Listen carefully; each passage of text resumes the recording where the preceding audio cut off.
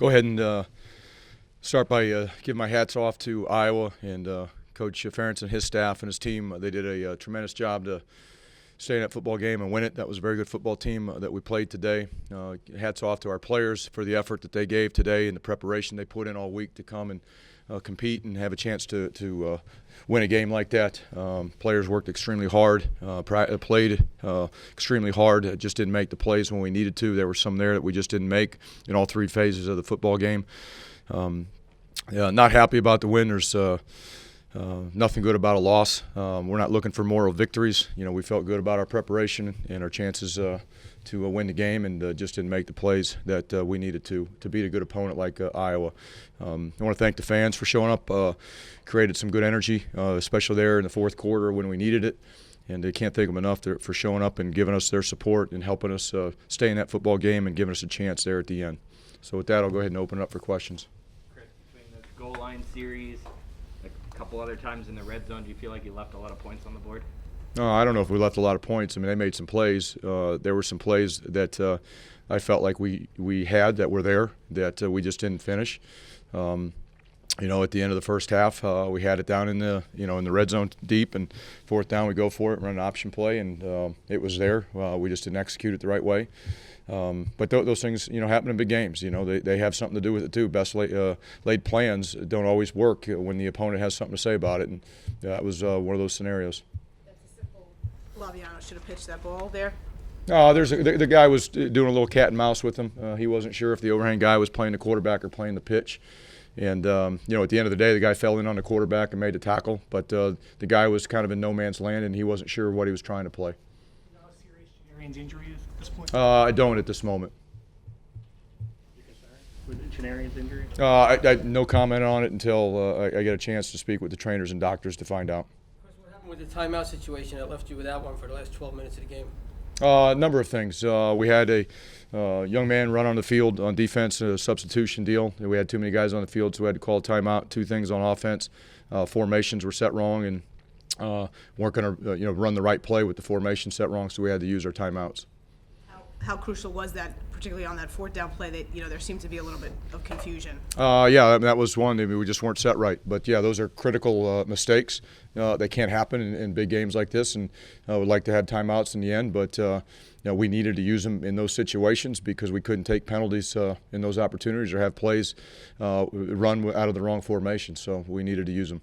We got to get that stuff cleaned up. That can't happen. Are you encouraged by the defense's play? I'm encouraged by the whole football team's play. Encouraged by how we played defensively. That was a good football team. Still gave up too many yards rushing. Disappointed about that. We defended the pass fairly well. Got after the quarterback. Got some hits and sacks on the quarterback. But I'm encouraged by the whole football team. Not any one aspect. Do we have to clean things up? Absolutely. Do we have to be able to make some of the plays that are out there? Absolutely. But again, that's a good football team. We showed up today to play. And that's very encouraging. We made a lot of plays, and we just got to get a few plays cleaned up, and hopefully when we do that, we'll come out on the other end victorious. Was that your message to the team, or can you share what your message was after the game? Yeah, I mean, I'm proud of what they've done. We played a very good football team in Week 1 in Washington, and we did not play very well. It's Week 4. We played another very good football team. That was considered to be a potential Big Ten title team and a potential dark horse for the playoffs. A team that won 12 games last year. And I feel the improvement from Week 1 to Week 4 is there, and we just got to keep going. From your vantage point, what did you see on that Patton fumble? Because he's fighting for more yards, which I'm sure you want to see that fight, but he's nowhere near the first down marker, and he ends up losing the ball. So how do you see that? One, I wasn't sure he had complete possession of it when the guy knocked it out, but he's got to hold on to the ball. I'm going to tell a guy you can't fight for more yards. I mean, that's not what you do. They thought he caught the ball. The guy made a nice play and knocked the ball out. He's got to hold on to the ball, and it is what it is. What are your thoughts on the quarterback play with Chris and Tyler? I thought Chris did a nice job today. You look at his stats. One play that I did not like was a sack that he took early in the opening drive that put us in bad field position where we ended up having to punt. We had a really nice opening drive. Got downfield, had a penalty, and we took a sack and took us out of potential field goal range too. That was something that we've been constantly trying to work on with Chris. But just like the rest of the football team, you look where Chris was at in week 1 to where he was at today. He's improved a lot, in my opinion. Chris, the early decision not to attempt a field goal, just you're thinking.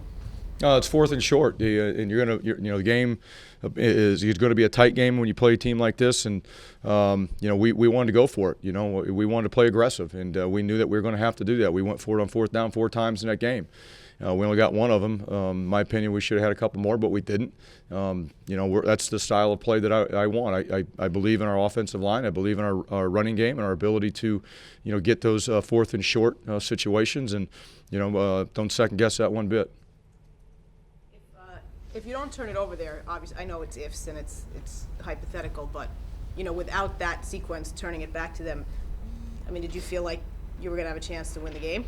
I felt like all week we had a chance to win the game, whether it's Monday or at that point in the in the game. Unfortunately, we turned the ball over, and the next play or two, they went down the field and scored a touchdown. It's disappointing, but yeah, I felt like we had a chance to win the game from the opening kickoff all the way till the end, until they got a first down there in the end. We had no timeouts to stop them. What emotion do you think will stick with you as you go through this evening? Lost opportunity or the good side? Like, what do you feel like? I'm proud of our football team. I'm disappointed in the loss. We're going to identify what we can do to do better. We're going to work on it. We're going to move on to the next one. We got a really tough opponent next week, and we got to just identify what happened in certain situations in this game, and we got to coach them. Got to execute better, and we got to move on. Chris, is Kylan ready to throw a pass in the game? But it seems like he comes in and you kind of know he's going to run the ball. Yeah, he can run and pass, but right now we're doing what we feel, he is most comfortable with. 2 more questions. Any thoughts yet on returning to What's that? Ohio State? Any No, thoughts yet? no thoughts. Thanks, guys. Thank you.